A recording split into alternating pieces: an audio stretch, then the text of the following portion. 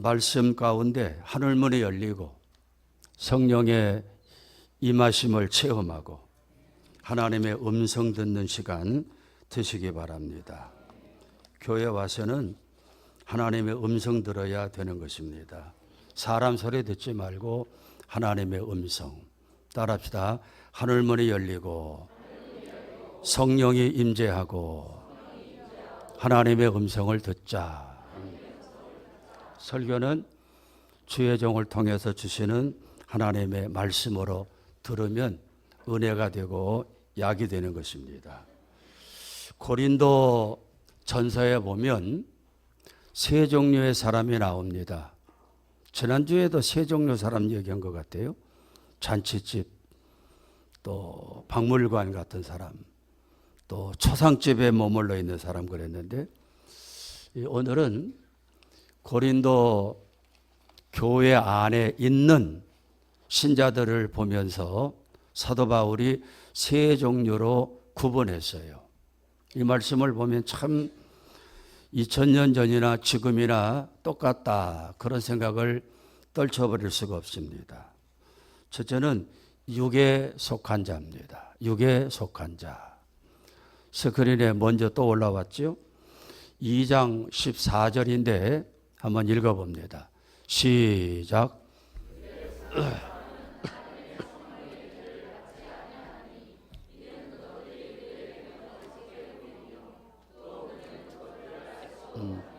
자, 할렐루야. 육에 속한 사람이 있다는 것입니다. 우리 가운데 있다는 것입니다. 육에 속한 사람의 특징이 뭐예요?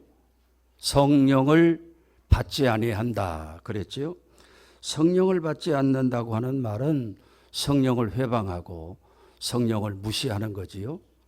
두 번째로 육에 속한 사람의 특징이 뭡니까? 성령이 하시는 일을 따라가는 사람들을 참 어리석다 한다는 것입니다. 무슨 말씀인지 알겠어요?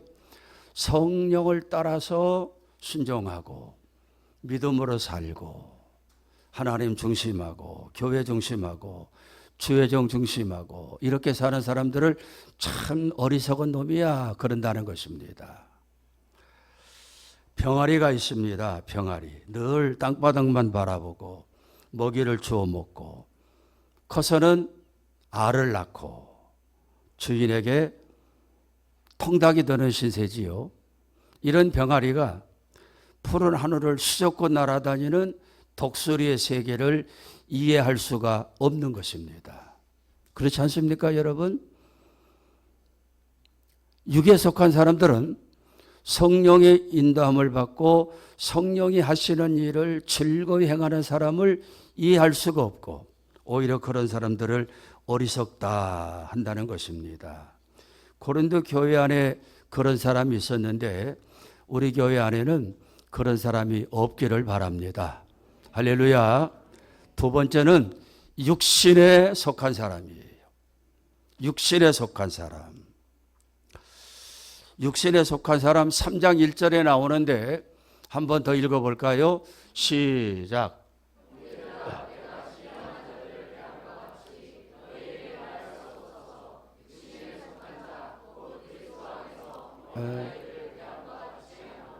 육신에 속한 자, 그리스도 안에서 어린아이 같다는 것입니다. 어린아이가 태어나면 자라요. 처음에는 때도 쓰고 부모도 힘들게 하고 맨날 달라고만 하고 그런 어린아이들이 커서는 생각도 달라지고 부모님의 은혜도 알고 무엇을 해드릴까요? 이렇게 자라나지요. 우리 청년들을 보면 참 그런 모습을 뚜렷하게 볼 수 있습니다. 저렇게 자라서 의젓해지고 목사님 필요한 게 뭡니까? 교회를 위해서 제가 뭘 할까요? 이게 자라나는 거예요. 생각도 넓어지고. 그런데 이 육신에 속한 자는 그리스도 안에서 어린아이입니다. 늘 분별도 못하고 옳고 그름이 무엇인지도 모르고 말도 함부로 하고 제멋대로 행동하고 분별력이 떨어지는 것입니다. 무엇이 옳은지 그런지, 하나님이 원하신 일이 뭔지, 마귀가 좋은 일이 뭔지 분별력이 없어요. 너희는 3절에 보니까 뭐라고 말합니까? 3절, 너희는 아직도 그리스도 안에서. 자, 한번 읽어봅니다. 시작.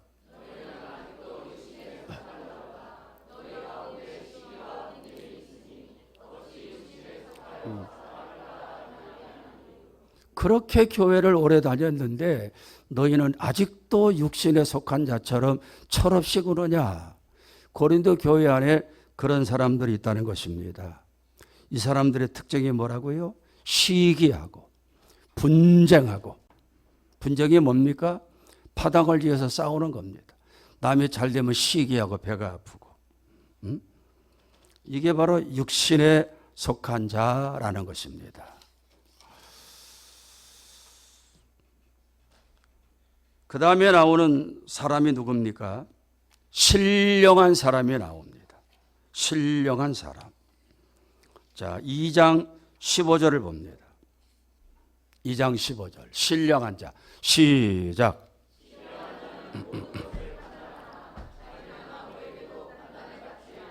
네, 여러분 귀향이면 신령한 자 되시기를 축복합니다.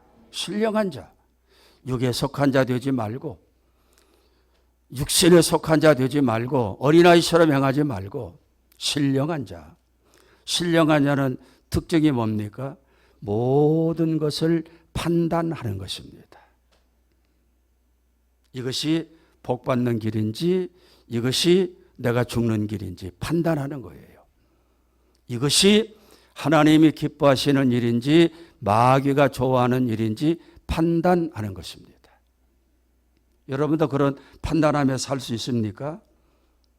이것이 자식이 잘 되는 일인지 잘못되는 일인지, 이것이 복받고 영생하는 일인지 저주받고 심판받는 일인지, 이것이 알곡으로 가는 일인지 가라지가 되는 일인지 판단하는 것입니다. 그런데 또 있습니다. 자기는 아무에게도 판단을 받지 않는다는 것입니다. 아무에게도 손가락질을 당하는 일을 하지 않는다는 것입니다. 저 사람 뭐 저래? 장로라는데, 권사라는데 뭐 저래? 목사라는데 뭐 저래? 이런 판단의 대상이 되지 않는다는 것입니다. 참 멋있는 사람이지요. 자기는 다 판단을 해요. 저 사람이 잘못되고 있구나, 제대로 가고 있구나, 믿음으로 살고 있구나, 참 일꾼이구나, 가짜구나, 흉내만 내는구나 판단을 해요. 그런데 자기는 아무에게라도 판단을 받지 않습니다. 이런 사람이 어떤 사람이라고요? 신령한 사람. 다른 말로 말하면 성령 충만한 사람이라는 것입니다. 고린도 교회 안에 이렇게 세 가지 신자가 있다는 것입니다. 육에 속한 자. 육에 속한 자의 특징이 뭐라고요? 성령의 일은 관심도 없어요. 성령을 따라 순종하며 믿음으로 사는 사람들을 참 어리석다. 육신에 속한 사람은 오래 다니기는 다녔는데 여전히 어린아이처럼 행동하는 사람들. 시기하고 분쟁하고. 그런데 신령한 자는 아무도 그 사람을 판단하지도 않고 또 자기에게는 판단의 능력이 있어서 누가 옳은지 그른지 알 수 있다는 것입니다. 목회자에게는 이런 은사가 필요해요. 누가 진짜인지 가짜인지. 그렇잖아요. 우리나라 사람들은 좀 비껴나가지만은 신령한 것을 좋아합니다. 본성이 샤머니즘의 영향을 받아서 신령한 것을 참 좋아해요. 과거 80년대, 90년대, 2000년대 성령의 시대였죠. 우리나라 한국교회가. 그때는 동네마다 지하실에 무슨 기도원들이 수도 없이 많았습니다. 은사 받았다고 하는 신령한 여종들이, 여전도사, 여 목사들이 지하에 기도원을 만들어 놓고 믿음의 뿌리가 약한 신자들을 끌어들입니다. 그리고는 예언 기도를 해줘요. 점쟁이처럼 예언 기도를 해줍니다. 그리고는 점쟁이에게 복채 내듯이 헌금을 내고 가요. 많은 교회들이 이 기도원 찾아가는 교인들 때문에 참 골머리를 썩힌 그런 교회들이 많은데, 제가 알기로는 우리 교회 안에서는 그런 데 찾아가서 끼욱끼욱거리는 사람들이 없었을 것 같아요. 신령한 것 좋아하던, 그래서 신령한 사람들을 찾던 그런 시절이 있었습니다. 여러분, 제 이야기에서 그렇습니다만은 가끔 성도들이 그래요. 목사님의 설교가 옛날보다 훨씬 좋아졌다. 아프고 난 다음에 그런 얘기 참 많이 듣습니다. 그런 얘기 듣다 보니까 설교 준비에 더 열심히 매달릴 수밖에 없지요. 또 어느 권사님이 그러더라고. 우리 사모님 보면 무섭대요. 보배 기도에 인도하는 거 보면은 아주 막 두렵기도 한다는 거예요. 다 알고 있다는 거야. 감사한 일이지요.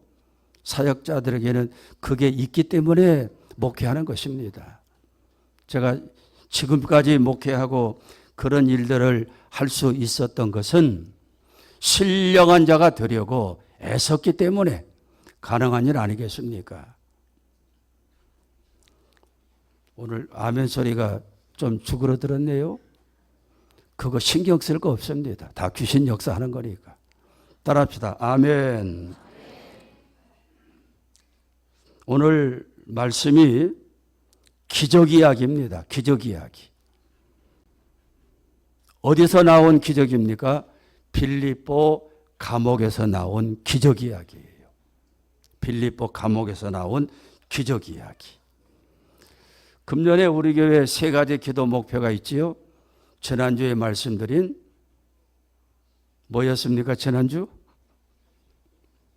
다 잊어버렸어요? 첫째 기도 제목이었죠.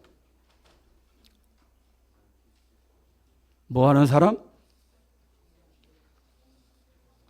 그렇죠. 두 번째는 300명 용사.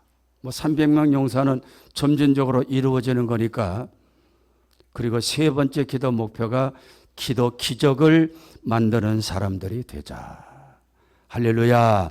여러분, 기적을 만드는 사람들 될 수 있기를 축복합니다. 교회도 기적이 일어나요. 여러분의 가정도 기적이 일어나고 기적이 일어나야 돼요. 바울과 실라가 하나님의 인도를 받아 유럽으로 전도하려고 마게도냐 지방에 들어가서 첫 번째 도시 빌립보에 도착을 합니다. 빌립보는 유럽의 첫 번째 도시였고 황제 숭배 도시였습니다.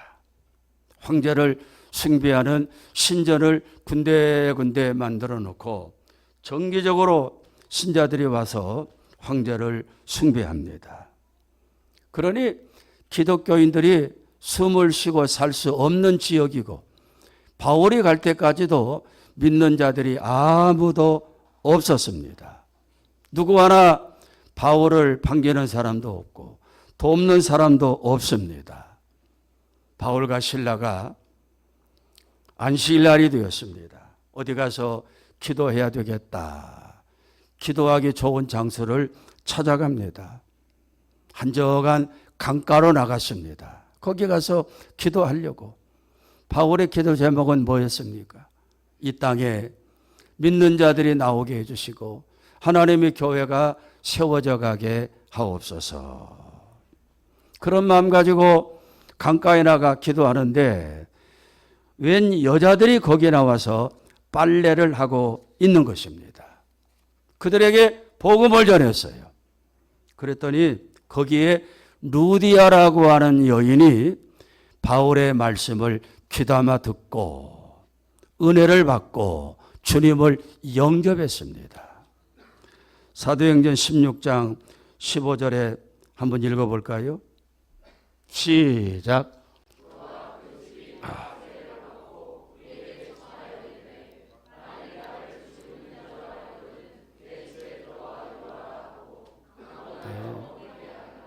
은혜 받은 사람들은 변화된 모습이 나타나는 것입니다. 루디아가 은혜 받고 바울과 실라 일행을 자기 집으로 초청합니다. 온 식구들을 다 불러모고 세례를 베풀고 그리고 간청합니다. 어디 적당한 거처가 없으시면 저희 집에 묵으세요. 제가 방 한 칸 드리겠습니다. 그리고 저희 집에서 예배를 드리지요. 자기 집을 예배당으로 내놓고 바울과 실라를 거처할 수 있는 집을 마련해 섬깁니다. 사랑하는 여러분, 하나님의 교회는 이렇게 헌신하는 성도들을 통해서 성장되고 부흥되는 것을 믿으시기 바랍니다. 우리 교회 역사도 그래요. 이렇게 헌신하고 돕는 자들을 통해서 교회가 세워져 가고 성장해지고 그런 사람들이 대우받고 인정받는 거지요. 루디아는 유럽 최초의 신자였습니다. 그리고 루디아 집은 유럽 최초의 교회였습니다. 사진 한번 띄워볼래요? 저 모습이 현재 루디아 옛날 주택에 세워져 있는 루디아 기념교회입니다. 참 아름답지요? 지금 터키에 저 교회가 있어요. 빌립보 한번 보여줄래요? 빌립보 폐허. 이게 지금 옛날 빌립보 도시입니다. 지진으로 다 무너지고 지금 저 자리가 옛날 빌립보 교회 터전입니다. 자, 지워주시고. 그런데 바울이 루디아 집을 거처로 삼고 예배당을 세우고 전도로 다닙니다. 저 루디아 집에 우리가 예배드립니다. 오세요, 오세요. 전도가 다니는데 그 빌립보 도시에 귀신 들려 점치는 여종이 있었어요. 점쟁인데 귀신 들려서 점을 치는 겁니다. 신통망통하게 잘 맞춰요.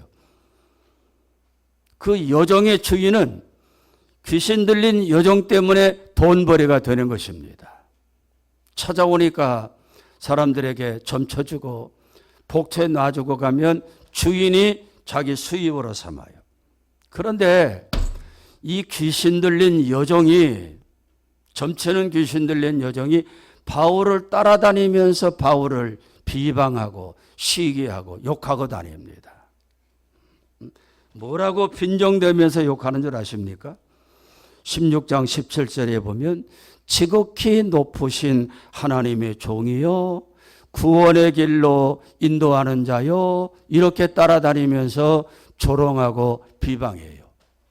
여기 나옵니까? 소리질러 따라다니면서 지극히 높으신 하나님의 종이요 우리를 구원의 길로 인도하는 종이요. 이 단어만 보면 참 좋은 말이지요, 이게. 바울을 향해서 지극히 높으신 하나님의 종이요. 모든 사람들을 구원의 길로 인도하는 자요. 얼마나 좋은 얘기입니까? 그런데 그 앞에 보세요. 소리질러. 좋은 말이 아니지요. 빈정되는 것입니다. 빈정되는 것입니다. 비방하는 것입니다. 우리 가운데는 그런 사람이 없기를 축복합니다. 빈정대고 욕하고 바울이 참다 못해가지고 칼을 빼들었어요. 그냥 둬서 안 되겠구나. 바울이 작심하며 기도하고 어느 날 또다시 빈정대는 그 여종을 향해서 뭐라고 이야기합니까? 더러운 귀신아, 예수 그리스도의 이름으로 내가 너에게 명하노니 그에게서 나가라. 우리가 이런 기도를 축사 기도라고 하지요. 그랬더니 놀라운 일이 벌어집니다. 어떤 일이 벌어집니까? 귀신이 즉시 그 몸에서 떠나갔다는 것입니다. 사랑하는 여러분, 오늘 여러분도 여러분을 괴롭게 하는 더러운 귀신들을 이렇게 쫓아낼 수 있기를 축복합니다. 내 가정에, 내 삶에 고통을 주고 어려움을 주는 귀신들, 믿음으로 살지 못하게 가로막는 귀신들, 교회 부흥의 파도를 가로막는 더러운 귀신들 쫓아내세요. 질병의 귀신을 쫓아내세요. 아주 쉽습니다. 이대로 하는 것입니다. 더러운 귀신아, 예수 그리스도의 이름으로 너에게 명한다. 묶음을 풀고 떠나갈지어다. 나로 하여금 의심하게 하고 순종하지 못하게 하는 더러운 귀신아, 예수 이름으로 명하노니 묶음을 풀고 떠나갈지어다. 암덩어리야, 내가 너에게 예수 이름으로 명한다. 떠나갈지어다. 떠나갈지어다. 언젠가 우리 김종학 집사님이 보람의 병원에 입원했는데 위에 암덩어리가 이만한 게 있더라고요. 내가 의사를 찾아갔습니다. 누구냐고 그러길래 내가 아들인데 그랬더니 보여주더라고. 오라고 그러더라고. 왜 아버지를 이 지경 그대로 뒀냐는 거야. 사진을 보여주는데 위장한 건데 이만한 게 있더라고요. 근데 그 다음 날부터 와서 기도하는데 기도할 때마다 그 이것만한 암덩어리가 눈앞에 막 얼렁얼렁 거리는 거예요. 다른 기도 안 했습니다.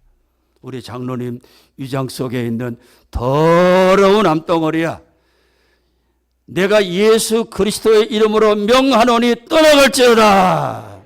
떠나갈지어다. 귀신아 떠나갈지어다. 그리고는 한 보름쯤 지났나요? 또 가서 보니까 사진을 보여주는데 암덩어리가 없어졌어요. 그래서 퇴원하신 겁니다. 여러분도 그렇게 기도할 수 있기를 축복합니다. 내 마음의 평화를 깨트리고 기쁨을 뺏어가는 더러운 귀신아, 주의 이름으로 명하노니 떠나갈지어다. 우리는 예수 이름으로 그렇게 승리하는 것입니다. 누구 이름으로 승리합니까? 예수 이름으로 승리하는 거예요. 점치는 여정이 귀신이 떠나가자 수입이 줄어든 이 주인이 앙심을 품고 바울과 실라를 끌고 사람들 많은 곳으로 쫓아갑니다. 성경에 보면 상관도 그 앞에 나와요. 뭐라고 이야기합니까? 어디서 굴러온 사람들인지 모르겠는데 무슨 예수 어쩌고 저쩌고 이야기하면서 우리의 전통적인 풍습과 전통을 훼손시킨다. 이런 자들을 그냥 둬서 되겠는가? 미리 짝을 맞춘 사람들이 죽여야 된다. 죽여야 된다. 이런 재판을 인민재판이라고 합니다. 얼마 전에 저 북한에서 중학생 3명이 인민재판에 세워졌어요. 학생들 모아놓고 동네 사람들 모아놓고 이 자들이 한국 영화를 보았다. 그런 죄목으로 세워놓은 것입니다. 모든 사람들이 처형해라, 감옥에 보내라, 인민재판입니다. 그리고 학생들 3사람이 한국 영화 봤다는 것으로 감옥에 갔다는 그런 기사가 실린 거 봤습니다. 인민재판이에요. 바울이 지금 인민재판에 걸려든 것입니다. 결국 관리들에 끌려서 감옥에 갇힙니다. 24절 한번 읽어볼까요? 24절 시작.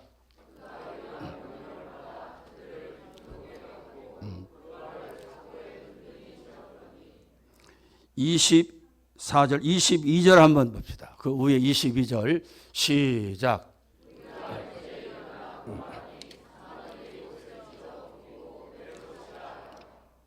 일제히 사람들이 일어나서 달려들어 바울의 옷을 찢고 실라의 옷을 찢고 또 관리들이 채찍을 막 가하고 그리고는 감옥에 가두었습니다. 그 감옥은 바위를 터가지고 만든 감옥입니다.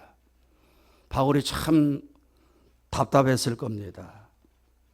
인간적인 면으로 생각하면 억울하기도 하고요. 내가 유럽 땅에 복음 전하기 위해서 왔는데 유럽 땅을 제대로 밟지도 못하고 여기서 죽게 되는구나. 유럽 땅에 건너가서 할 일이 많은데 그 꿈도 펼쳐지지 못하고 내가 여기서 죽는구나. 밤에 잠이 안 오는 거죠. 내일이면 죽는 날이니까. 할 수 있는 일이 뭐겠습니까? 기도하고 찬송했다고 성경은 말씀하고 있습니다. 한밤중에 빌립보 감옥에서 기도 소리, 찬양 소리가 들립니다. 25절 볼까요? 25절 시작. 한밤중에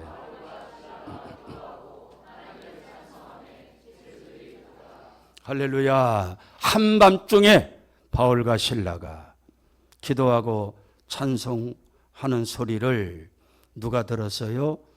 죄수들이 듣더라. 함께 있는 동료 죄수들이 그 소리를 들었다는 것입니다.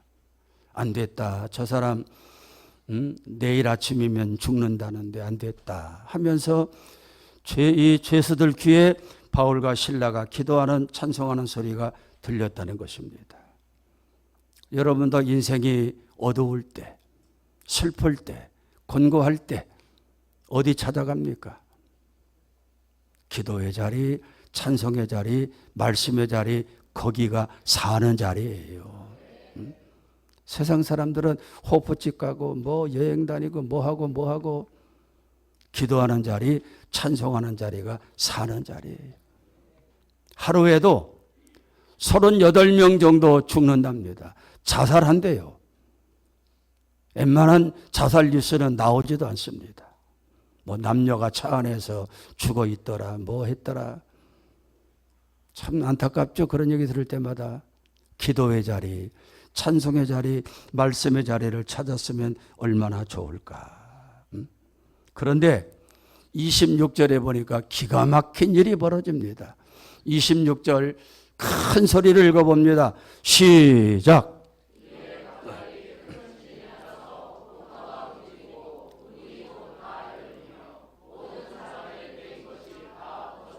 할렐루야.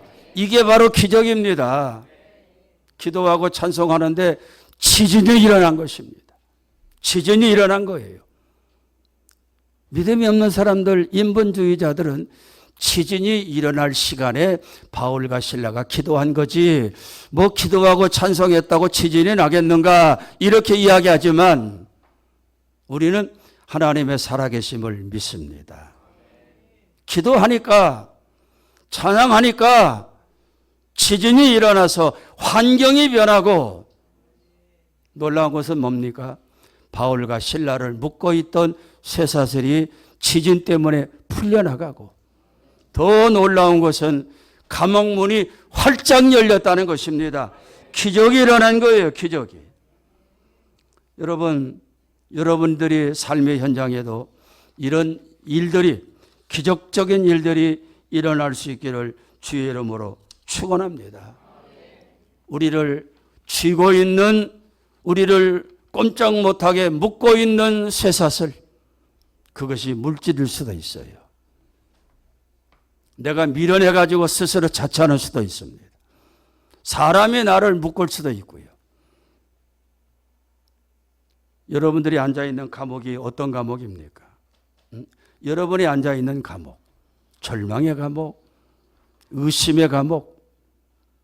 우리 청년들은 포기하는 감옥에 앉아있다는 얘기를 많이 듣지요. 누가 여러분을 그 감옥에 넣었습니까? 내가 자초해서 들어간 것은 아닙니까? 아니면 하나님이 훈련하시기 위해서 나를 그 감옥에 집어넣을 수도 있어요. 오늘 그런 모든 감옥 다 열려지기를 주의 이름으로 축복합니다. 빌립보 감옥의 문 한번 사진 한번 보여보세요.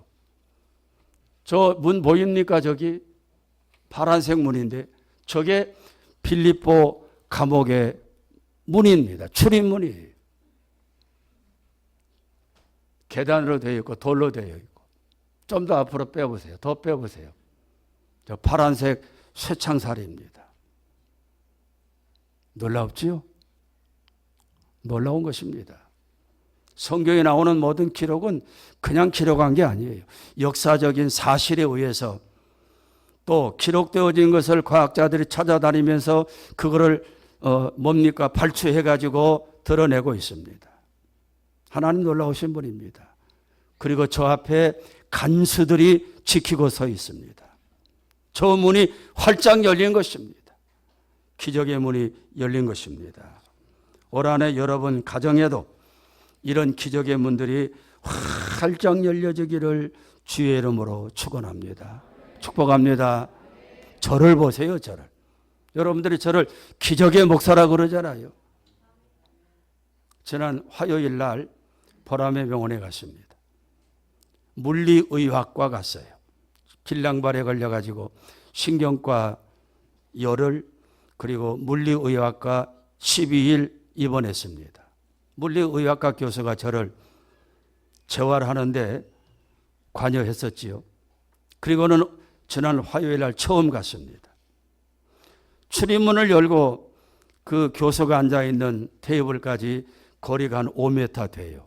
다른 진료실은 거리가 짧은데 그 진료실, 재활의료과 진료실은 거리가 길어요.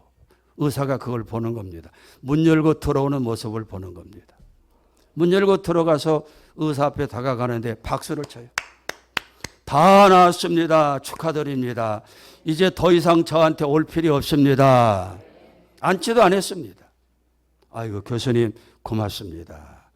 예, 건강을 잘하세요. 그리고 나오는데 한 10초밖에 안 걸린 것 같아요.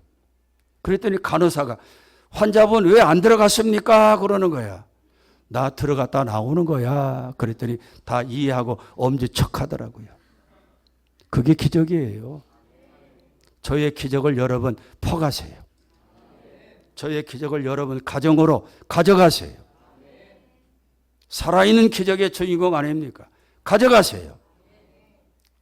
2024년도에 여러분 가정에 이런 기적적인 일들이 날마다 일어나기를 주의 이름으로 축복합니다.